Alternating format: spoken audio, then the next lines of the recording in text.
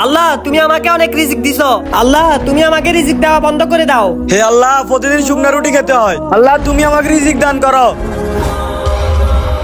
হে আল্লাহ, ওই বড় লোকটি তোমার কাছে কিছু চাই না, কিন্তু তারপরেও তুমি তাকে অনেক রিজিক দিছো। আর ওই গরিব লোকটি তোমার কাছে দোয়া চাইতেছে, কিন্তু তুমি তার রিজিক দিতেছো না। কিন্তু আল্লাহ, এটা তুমি কেন করতেছো? শুন, তুই ওই বড় লোককে বলবি ও যেন আল্লাহ শুকরিয়া আদায় না করে, তাহলে ওর রিজিক বন্ধ হয়ে যাবে। আর ওই গরিব লোককে বলবি ও যেন আল্লাহ তাআলা শুকরিয়া আদায় করে, তাহলে ওর রিজিক খুলে যাবে।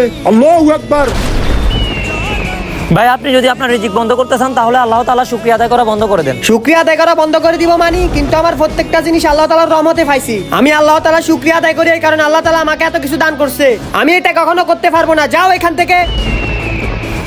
ভাই, আপনি যদি আপনার রিজিক পাইতে চান, তাহলে আল্লাহ তাআলা শুকরিয়া আদায় করা শুরু করুন। কি শুকরিয়া আদায় করবো?